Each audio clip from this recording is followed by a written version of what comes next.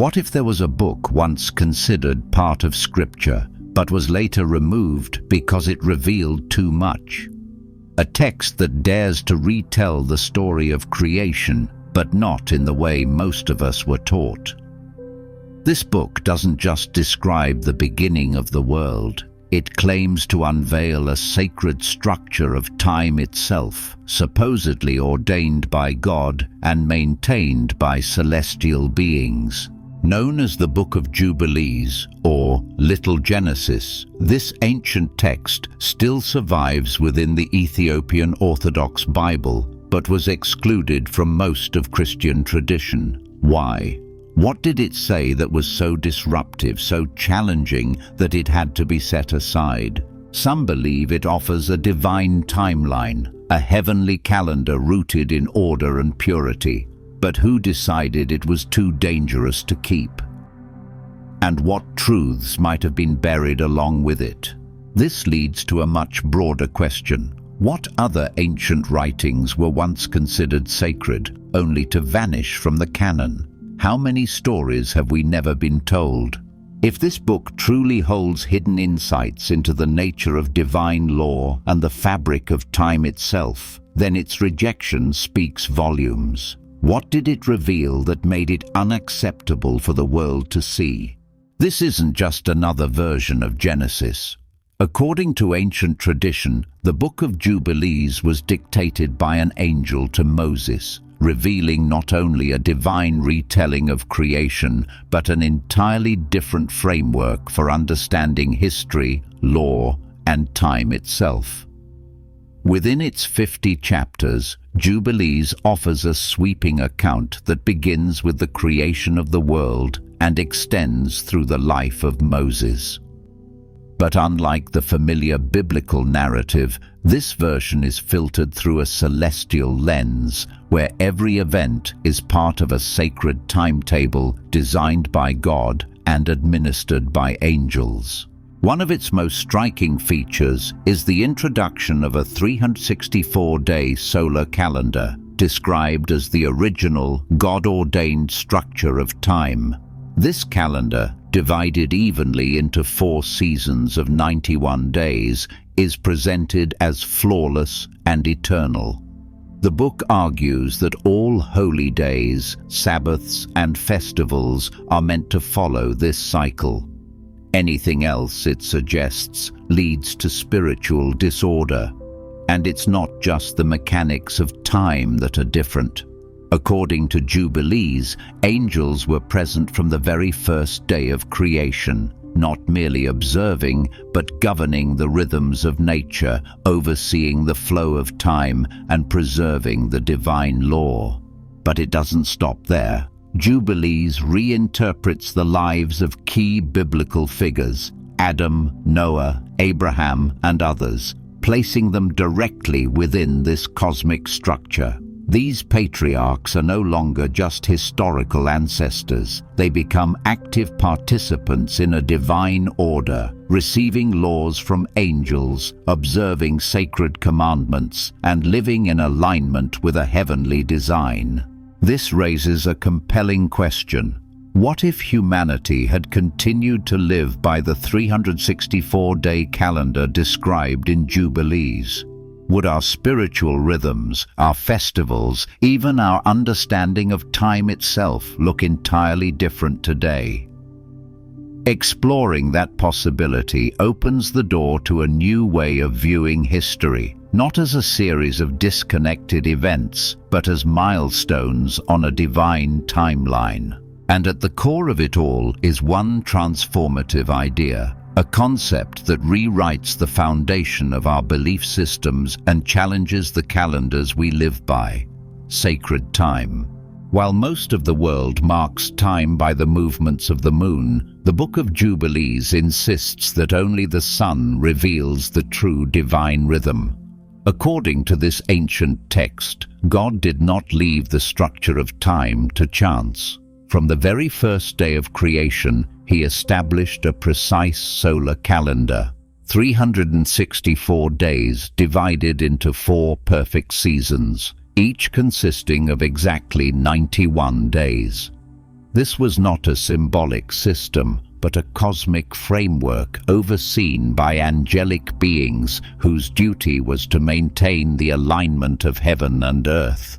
These angels were not passive observers. They were assigned to regulate the movements of the sun, moon, and stars, ensuring that all creation followed the order God had ordained. In the Book of Jubilees, angels are described as active administrators of the universe, keepers of the calendar, guardians of sacred cycles, and enforcers of heavenly law. Their presence was built into the fabric of time itself, and their work upheld the divine order that held all things in balance. The calendar presented in Jubilees is described as flawless. Every Sabbath, every festival, every appointed time falls on its rightful day year after year. There is no drift, no need for adjustments. But when humanity abandoned this system in favor of lunar calendars, the book warns that spiritual confusion followed. The observance of holy days became inconsistent. Sacred times fell out of step. What began as a shift in counting days became, according to Jubilees, a form of disobedience, a breaking of harmony between humanity and the divine. This portrayal of time as a sacred structure guarded by angels opens the door to a broader historical and theological question. Where else does the 364-day calendar appear? Were there ancient cultures beyond Israel that honored a similar solar rhythm?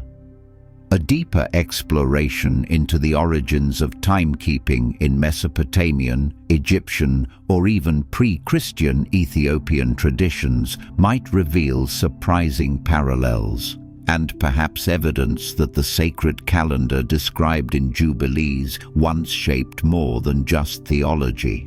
But Jubilees is not simply redefining how we tell time. It is challenging the very legitimacy of the systems of worship and religious authority built around the calendars we follow today. In doing so, it asks a question that is as uncomfortable as it is profound. If the divine rhythm has been forgotten, what else have we lost? The Book of Jubilees makes a bold and unsettling claim that the calendar most of the world follows today is fundamentally wrong, and that observing holy days on incorrect dates is not just an error, but a direct violation of God's will. At the heart of this accusation is a rejection of the lunar calendar, which was widely used by ancient Israel and later became central to many religious traditions. According to Jubilees, this lunar system disrupts sacred time, shifting the observance of Sabbaths and festivals away from their true, divinely appointed moments. The solar calendar advocated in Jubilees, with its 364 fixed days, creates a perfect structure in which every Sabbath and feast falls on the same day each year, maintaining consistency and harmony. In contrast, the lunar calendar, based on fluctuating moon cycles, results in festivals that drift across seasons and years. The book warns that this drift creates spiritual disorder, disturbing the relationship between heaven and earth. Holy days that no longer align with the divine rhythm are seen not as mere calendar mistakes, but as abominations, evidence of disobedience and forgetfulness of God's eternal law. If this assertion is true, then nearly every religious calendar used today, including those governing Easter, Passover, and the weekly Sabbath, may be out of sync with what Jubilees describes as the original sacred design. This would imply that modern worship, regardless of intent, operates within a corrupted structure. The implications are staggering. If time itself has been misaligned, then so too has the worship that depends on it. This raises a deeper theological question. Is deviation from sacred timing simply a human miscalculation, or does it represent a deeper break from the divine covenant? Exploring this question would mean confronting the foundations of religious tradition. A dedicated examination could trace how lunar calendars became dominant and whether those shifts were pragmatic adaptations or spiritual compromises. It might also reveal moments in history when religious authorities chose political unity over scriptural precision. For Jubilees, the answer is clear. Sacred time is non-negotiable. It was ordained at creation, guarded by angels, and encoded into the very structure of the cosmos. To move away from it is not a minor oversight. It is rebellion. And in declaring that the world has strayed from God's appointed order, the book doesn't just challenge a method of timekeeping, it calls into question who has the authority to define divine law. Most people believe that God's commandments began with Moses at Mount Sinai, but the Book of Jubilees presents a far more ancient origin. According to this text, the divine law was not introduced midway through human history. It was established from the very beginning. The Sabbath was not a later invention, but was sanctified on the seventh day of creation itself. Purity laws, regulations concerning marriage, sacrifice, and worship were all delivered directly to Adam, not centuries later to Moses. And these instructions were not whispered in visions or dreams. They were taught by angels. Jubilees describes how angels were sent by God to educate humanity in the ways of righteousness. These heavenly beings did not simply visit. They acted as divine instructors, guiding Adam and his descendants through a moral and spiritual framework that mirrored the eternal law written on the heavenly tablets. This law was not just for one people. It applied to all humanity, and astonishingly, it also applied to the angels themselves. The very beings who served at the throne of God were also subject to the same laws they taught to mankind. This reframes the act of obedience. Following divine law is not merely compliance, it is participation in a sacred rhythm that governs heaven and earth. Observing the Sabbath, maintaining purity, honoring covenants. These are not cultural practices or historical relics. They are echoes of a divine order that transcends time, delivered to humanity as a gift and responsibility. In this vision, morality is not invented by human conscience. It is revealed through celestial instruction, binding angels and humans alike to a single code of holiness. This leads to an extraordinary and challenging question. If angels keep the law, and if Adam received the commandments directly, what does that mean for the traditional timeline of religious law? Could the divine standard predate all scripture as we know it? A deeper exploration could uncover ancient beliefs about angelic obedience and whether those ideas survived in other sacred writings. It could also expose how the notion of a law shared between heaven and earth reshapes our understanding of sin, covenant, and divine justice. If the laws of God were written into creation itself, then every act of righteousness is more than a moral choice. It is alignment with the eternal structure of the universe. And if Adam was the first to receive those laws, the question that follows is just as important. How did those who came after him live under that same sacred order? The familiar story of Adam, Eve, Cain, and Abel takes on an entirely new dimension in the Book of Jubilees. According to this text, Adam was not merely the first man, he was the first recipient of divine law. On the sixth day of creation, before Eve was even formed, angels came to Adam and taught him the commandments of God. These were not suggestions or moral reflections.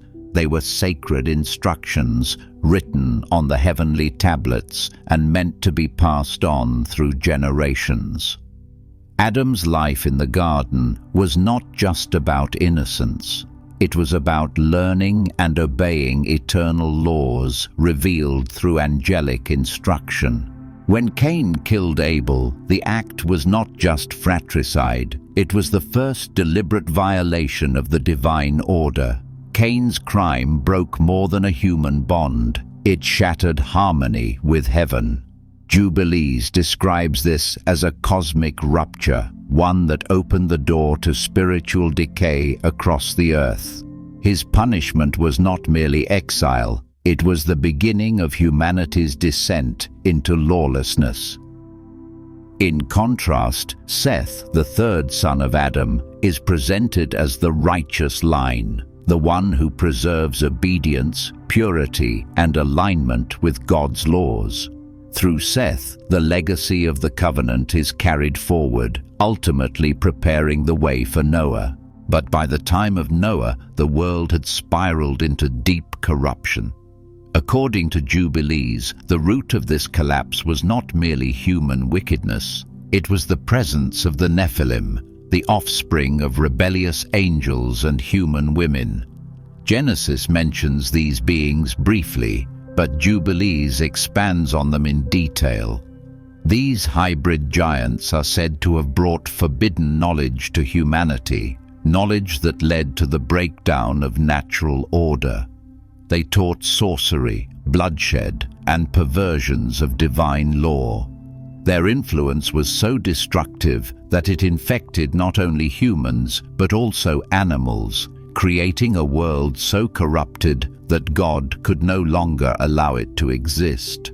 Jubilees describes the earth at this time as filled with violence, cannibalism, and spiritual distortion. All living creatures, not just people, had corrupted their ways, echoing the language of total disorder. The flood, then, was not just a punishment, it was a cleansing of cosmic contamination. God's decision to destroy the world was a reset, not because humanity had failed in general, but because the laws of creation had been broken at their foundation. Noah, however, stands apart. Jubilees presents him not just as a survivor, but as a keeper of the ancient law. He observed the Sabbath, followed rules of purity, and offered sacrifices in strict accordance with the instructions passed down from Adam through the line of Seth.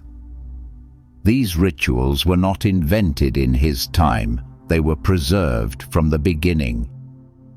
The angels taught Noah just as they had taught Adam, and his obedience became the reason he was chosen to rebuild. This raises a powerful and often overlooked question. What role did the Nephilim truly play in the unraveling of the pre-flood world? A deeper exploration could uncover how Jubilees describes their impact and whether echoes of these beings appear in other ancient traditions. Such a study might also reveal how the fear of corrupted knowledge not meant for humans, shaped early concepts of divine judgment and purification. In the world of Jubilees, Noah's Ark is not just a vessel of survival, it is a sanctuary of law. In a world drowning in chaos, Noah represents the last man walking in step with heaven's rhythm. And yet, while he restores the covenant after the flood, another figure is rising on the horizon. One who will smash idols, reject false gods, and reclaim the forgotten laws of the Most High. In the Book of Jubilees, Abraham is not merely the patriarch of faith, he is a revolutionary. Before he was ever called to leave his homeland, before the covenant of circumcision was established, Abraham was already resisting the religious systems of his world. According to Jubilees, he grew up surrounded by idolatry. His own father, Terah, worshipped carved images. But Abraham questioned everything. When he learned the truth about these false gods, he destroyed them, setting fire to the idols in his father's house and fleeing for his life. This act of defiance was not just personal, it was prophetic. It marked the beginning of a lifelong mission to restore the forgotten laws of heaven. Abraham's role in Jubilees goes far beyond what is found in Genesis. He is not just a man of faith, he is a keeper of divine law. The book describes how angels revealed sacred commandments to him long before the law was given to Moses. Abraham observed the Sabbath, maintained purity laws, and offered sacrifices according to heavenly instruction. These weren't customs passed down through oral tradition. They were part of an eternal code inscribed on the heavenly tablets. Abraham was taught directly by the angels, not simply to believe, but to live in precise accordance with the divine order established at creation. This vision transforms our understanding of covenant. It is not based solely on trust or relationship. It is founded on obedience to a pre-existing structure, a law that had always been there but had been ignored or forgotten by the surrounding world. Abraham's greatness lies not just in his faith, but in his restoration of the original design. He becomes the bridge between the corrupted generations after Noah and the reawakening of a people bound by divine instruction. His household is taught to follow these laws. His descendants are raised in them. And his legacy is not just biological, it is legal and cosmic. The idea that Abraham functioned as an early lawgiver invites a radical reframing of his role. What if his journey wasn't simply one of spiritual discovery, but a mission to re-establish a lost order? What if the laws he followed were not new at all, but ancient truths embedded in the fabric of creation? A deeper examination of this idea could explore how Jubilees portrays Abraham not as a forerunner to Moses, but as a parallel, a man chosen to receive, uphold, and transmit the very laws that govern both angels and humans. This perspective reveals a version of Abraham who is not just faithful, but foundational to the entire concept of sacred law. In Jubilees, Abraham's story does not unfold in isolation. His actions set the stage for a spiritual lineage defined by obedience and revelation. And while his stand against idolatry marks a turning point, it is his transmission of divine law that secures his place as the father of nations. But Abraham's path was only the beginning. His son, Isaac, will soon face a trial that pierces deeper than fire or exile, a test designed not by men, but by the forces of heaven itself. In the Book of Jubilees, the near sacrifice of Isaac is not portrayed as a private moment of personal obedience. It is framed as part of a cosmic confrontation, a spiritual contest between forces of good and evil. Behind the scenes of this iconic story, a darker presence emerges. The test, according to Jubilees, did not originate solely from God. It was provoked by Master, a malevolent spiritual being whose name echoes ancient associations with darkness and destruction. Master stands as the accuser, challenging Abraham's loyalty, suggesting to God that even the righteous would falter under enough pressure. God allows the trial to proceed, but he does not abandon Abraham. As the blade is raised, an angel of the Lord intervenes, not only to spare Isaac, but to make clear that Abraham's fear of God has triumphed over every temptation and doubt. This moment in Jubilees becomes a decisive victory not just for Abraham, but for the forces of light. It reveals that faithfulness is more than human resolve. It is alignment with divine purpose against spiritual deception. The story becomes far more than a test of individual faith. It is a dramatic collision between obedience and spiritual manipulation. Master, representing the will of rebellion, seeks to turn a servant of God against the very essence of divine mercy. But Abraham resists, not by strength alone, but by trust. The knife is stayed, not because of hesitation, but because heaven answers with mercy. In that moment, Abraham stands as a figure not just of faith, but of spiritual clarity amid cosmic chaos. This interpretation raises powerful questions about the nature of Master. Could this being be an early expression of what later texts would call Satan? Exploring this possibility could lead to deeper insights into how ancient literature understood the origin of evil, the testing of the righteous, and the limits of spiritual accusation.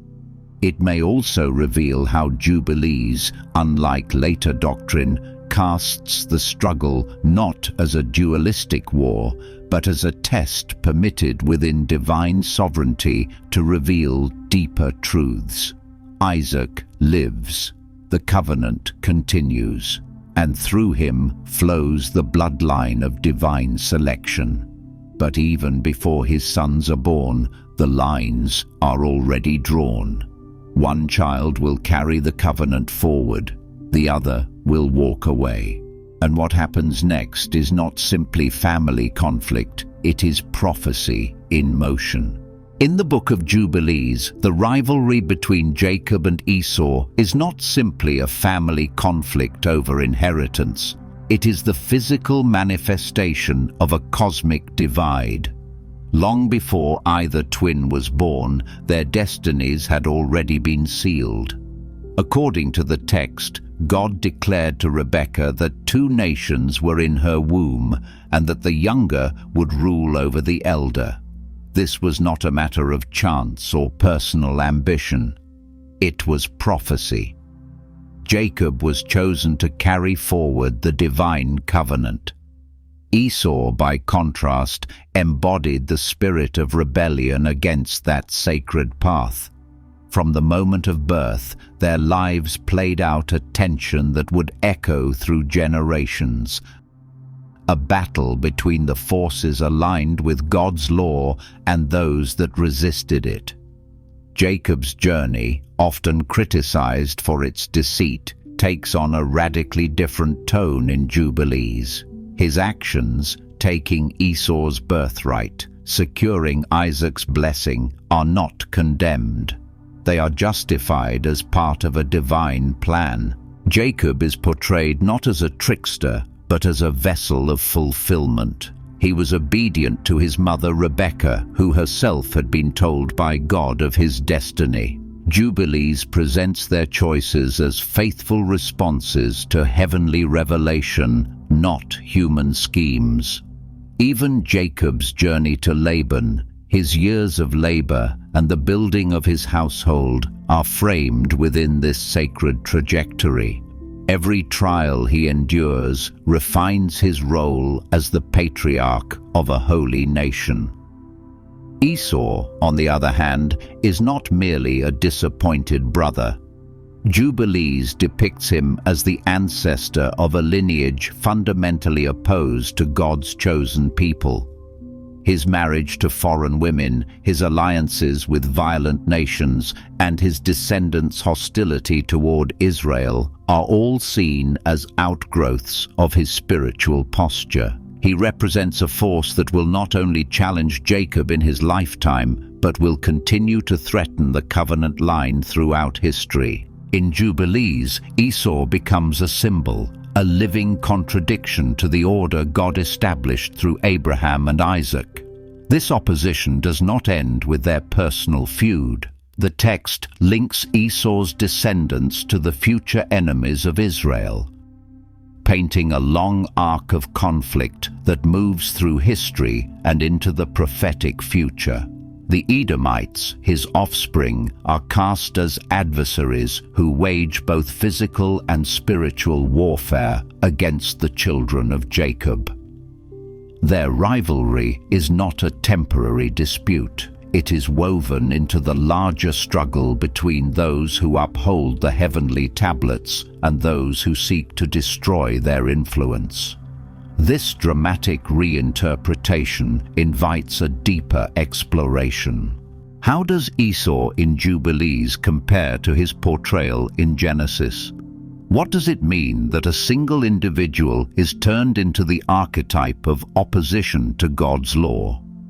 A compare and contrast study could examine how each text constructs his character, how Jewish and Christian traditions evolved their views of Esau, and whether this shift reflects broader theological concerns about identity, covenant, and divine justice.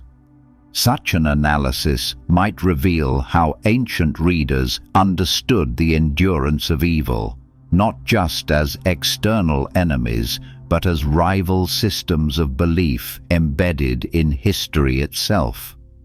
For Jacob, his path was not defined by perfection, but by persistence in the covenant. He wrestled with men and with God. He fled, returned, and faced his brother. But every step of his life followed a trajectory that had been written long before he ever drew breath. And from him came 12 sons, not mere heirs, but foundations of a sacred design. Each would carry a divine assignment. Each would bear the imprint of heaven's order. The conflict with Esau may have ended with an embrace, but the spiritual war it symbolized was far from over. In the Book of Jubilees, the 12 tribes of Israel are not portrayed as a mere family tree branching out from Jacob. They are depicted as the structural framework of a divine order, a carefully arranged constellation of roles, duties, and destinies rooted in heavenly design. Each tribe carries a unique cosmic assignment, one that aligns with the eternal law inscribed on the heavenly tablets.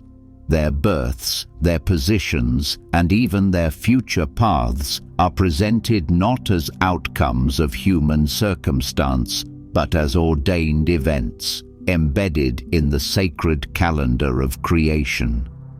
Levi is singled out for priesthood, not simply as a genealogical consequence, but because his tribe was chosen from the beginning to mediate between heaven and earth. In Jubilees, Levi's line is entrusted with the rituals, the sacrifices, and the guardianship of divine knowledge. His descendants are bound to teach the law, preserve its purity, and ensure that Israel remains tethered to God's will. Judah, by contrast, receives the mantle of leadership. He is destined to govern, not through power alone, but through alignment with righteousness and covenant. The kingship flows through his blood, and through him, the authority of divine justice is made manifest in the earthly realm. Other tribes are not secondary, they are essential. Each is assigned a portion of the land and a portion of the responsibility to uphold the covenant. Issachar and Zebulun are linked to the preservation of knowledge and commerce. Naphtali and Asher bear military and agricultural roles. Even Dan and Gad, whose histories carry complexity and failure, are still included within the wider matrix of God's plan. Nothing is arbitrary. Each child of Jacob was born at a time and under circumstances that fulfilled a heavenly rhythm. Their names, their mothers, and their blessings all reflect a precise intention. The Book of Jubilees also confronts the failures of the tribes with unwavering clarity. Reuben's transgression, lying with his father's concubine, is not merely a scandal.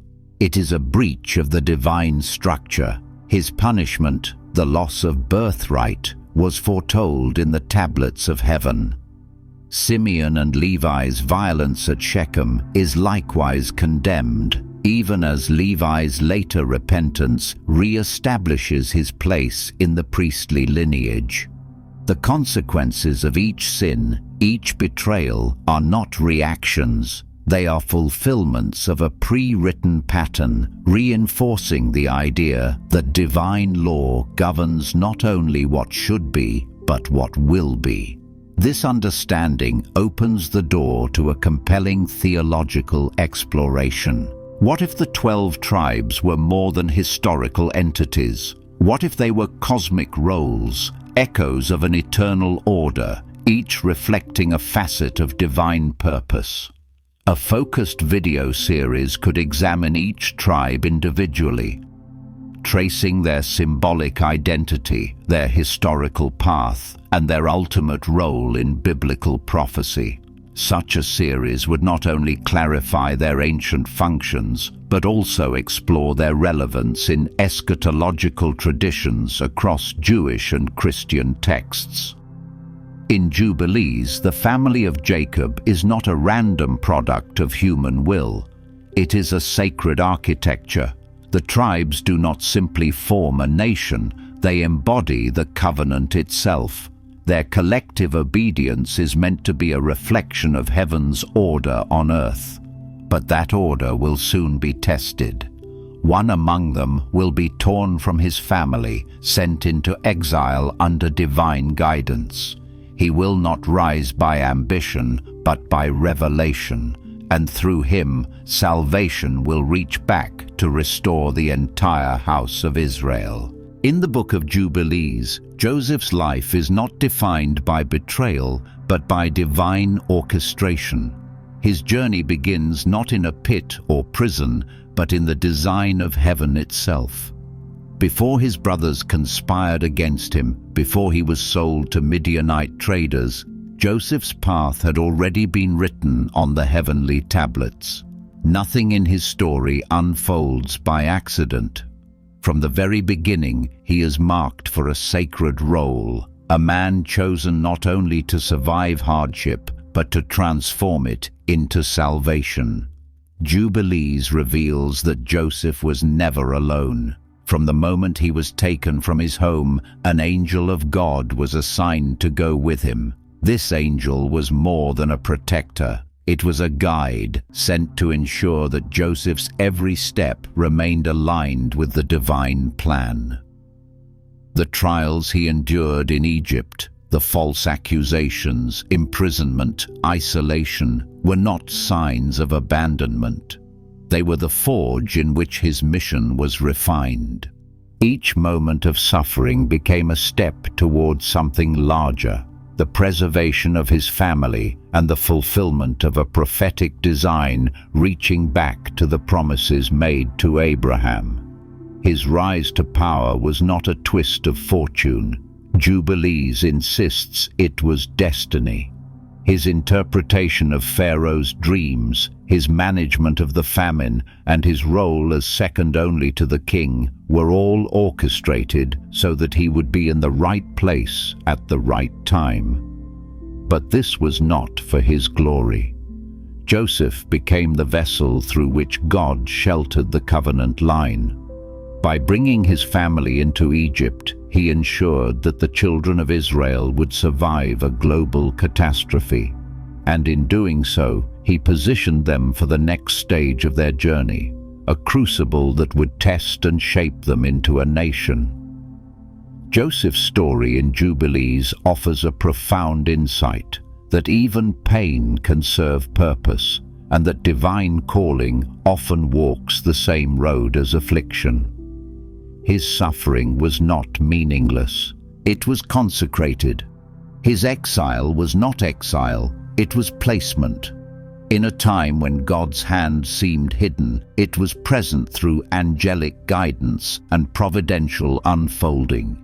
His patience, restraint, and forgiveness all reflect a man who understood his place within a larger tapestry, a man who bore the weight of destiny with unwavering faith. This interpretation opens the door to deeper questions about divine accompaniment.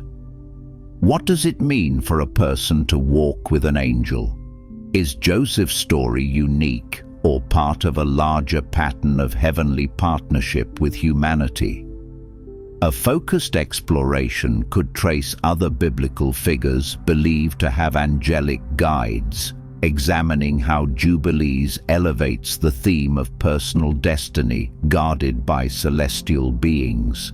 It could also explore whether this understanding reshapes how we interpret suffering, not as punishment, but as a means of divine positioning. Joseph's rise to power is the climax of his personal story, but it is not the end of the covenant's path. His actions safeguard the promise, but they also set the stage for a new trial. For while Egypt offers shelter for now, it will soon become a place of bondage.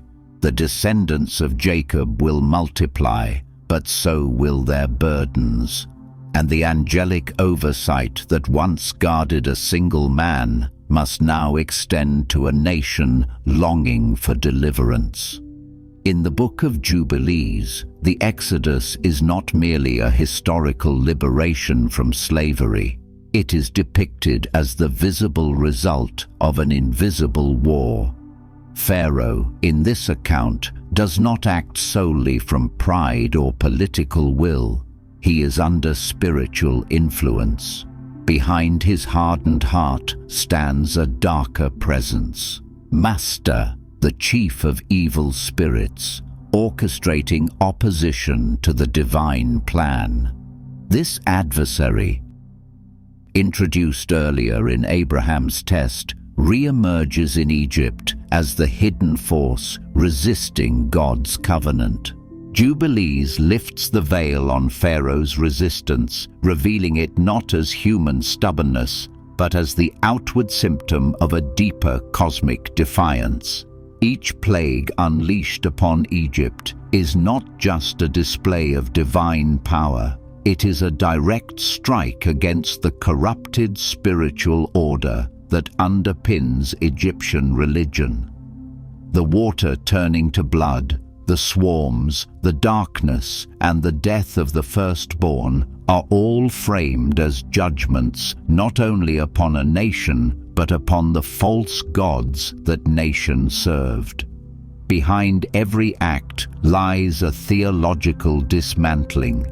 Jubilees insists that these events are not random punishments, but calculated blows in a spiritual battle between heaven's emissaries and the forces of darkness.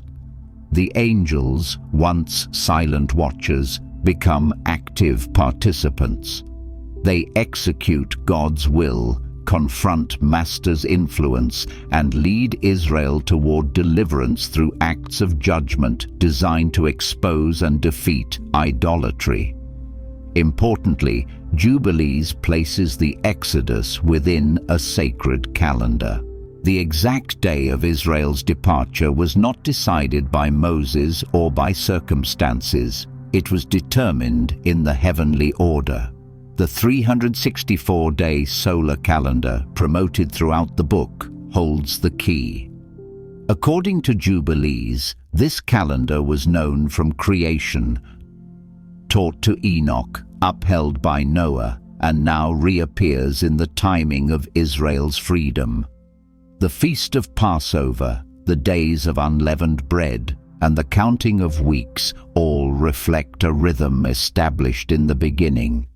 The Exodus happens not merely on a convenient day, but on a day foretold, engraved on the heavenly tablets. This recontextualization invites profound reflection. If the Exodus is not just a flight from slavery, but a confrontation between angelic forces and demonic structures, then modern readers must rethink its legacy. It becomes not only a national story, but a cosmic one. Deliverance is not only physical, it is spiritual, systemic, and symbolic. Egypt represents more than political oppression. It embodies spiritual captivity, ideological distortion, and organized rebellion against heaven. This interpretation opens a door for deep inquiry. What would it mean for current Christian holidays, many of which trace their roots to Passover and the Exodus, to be recalibrated according to the 364-day calendar? Are modern observances still aligned with the ancient divine rhythm? A reaction video could explore how early Christians approached sacred time, whether they knew of this calendar, and what might be lost or distorted through the adoption of alternative systems. Such an exploration would move beyond curiosity, pointing toward a larger conversation about time, sanctity, and the preservation of heavenly order in earthly life. When Israel leaves Egypt in the narrative of Jubilees, they are not simply escaping, they are marching in step with prophecy. They carry the bones of Joseph, the symbols of covenant, and the echo of angelic intervention. What they receive at Sinai is not a new revelation, it is a re-given law, a reminder, a return to an order written long ago, guarded in heaven, now entrusted once again to a people reborn in fire, water, and war. In the Book of Jubilees, the laws attributed to Moses are not introduced as new instructions forged in the heat of the Exodus. Instead, they are portrayed as ancient and eternal, elements of a divine order that predates creation itself. According to this text, the law is not born at Mount Sinai. It is revealed there. Its origin lies in the heavenly tablets, a set of cosmic records inscribed before the foundations of the world. What Moses receives is not innovation, but transmission. He becomes the earthly messenger of something that angels already obeyed and the patriarchs already followed. This vision radically reshapes how we understand the Mosaic law. Rather than viewing it as a response to a specific moment in Israelite history, Jubilees invites us to see the law as woven into the fabric of the universe. It is not temporary, not bound by culture or circumstance. It is the governing code of both heaven and earth. The Sabbath, dietary laws, rituals of purity, cycles of rest and worship. These are not arbitrary customs. They are reflections of a spiritual architecture that sustains creation. The commandments are not merely moral or national, they are metaphysical constants. From Adam to Noah, from Abraham to Jacob, the patriarchs are described as already observing these laws. They kept Sabbaths, practiced circumcision, offered sacrifices, and even observed the festivals, all long before Moses. Jubilees emphasizes that these actions were not isolated acts of faith, but conscious participation in a divine rhythm. The law was always known to the righteous. It was written in the heavens, handed down through angels, and guarded across generations. Moses was chosen not to invent the covenant, but to restore it, to reintroduce what humanity had forgotten in the wake of rebellion and dispersion. The consequences of abandoning this law, as described in the text, are not limited to personal failure. They affect the very balance of the world. When people stray from the heavenly tablets, they sever their alignment with the forces that uphold life and order. Lawlessness, injustice, idolatry, and spiritual confusion follow. Jubilees sees human history as a record of this drift, from proximity to the divine pattern into increasing chaos. And yet, the possibility of return remains open. Restoration begins with remembrance of who gave the law, of when it was first given, and of why it must be followed. This idea raises profound questions about the nature of divine law. If it existed before creation, is it subject to human reinterpretation? Can cultures or eras alter what was established in eternity? A focused theological video might explore the tension between this portrayal and evolving legal traditions within Judaism and Christianity. How does Jubilees challenge the notion of progressive revelation? Does it suggest that any deviation from the original form of the law, even with good intent, risks disrupting a sacred cosmic design? By portraying the law as timeless and universal, Jubilees elevates its significance far beyond ritual or regulation. It becomes the axis around which everything turns, the breath of order in a disordered world. Moses, then, is not merely a prophet or legislator. He is a restorer of memory. Through him, Israel reconnects with a truth that transcends generations, languages, and civilizations. But the giving of the law is not the end of the story.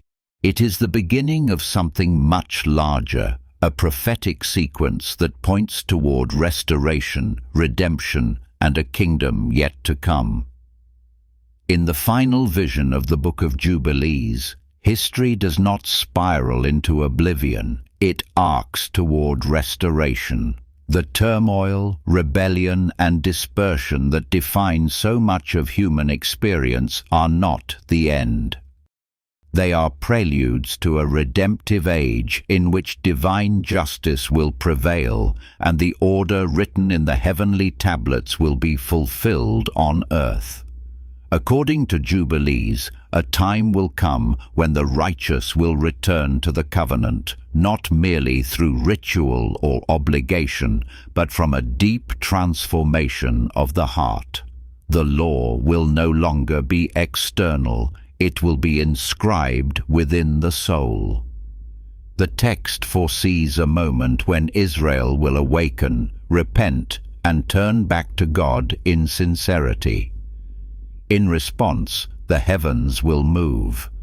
A messianic figure, an anointed one, will be raised to lead the people into a new era. This is not symbolic leadership. It is the establishment of a real kingdom, grounded in righteousness and governed by the eternal law. Under this reign, the forces of chaos will be broken. Master, the adversarial spirit who resisted God's plans from the beginning, will be bound and removed. The demons that once tormented humanity will be restrained. Evil will not be debated or managed. It will be judged and removed.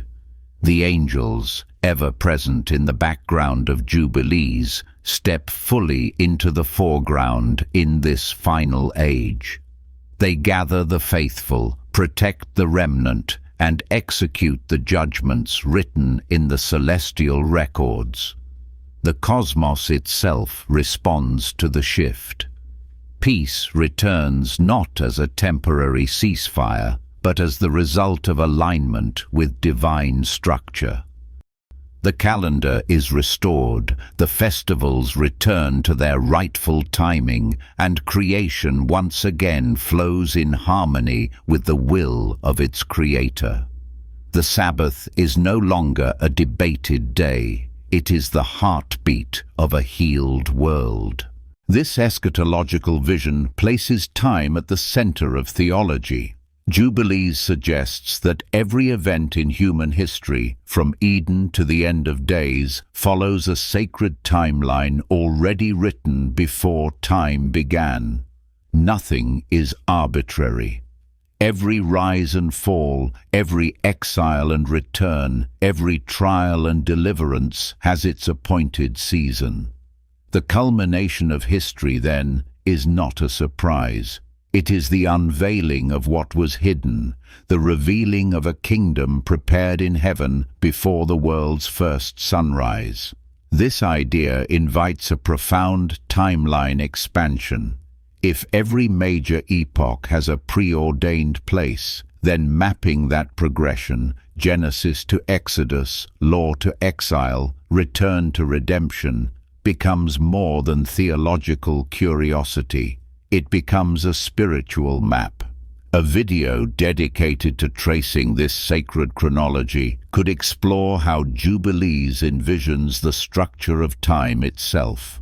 It could examine which signs the text associates with the end and whether those signs resonate with any aspect of our current world.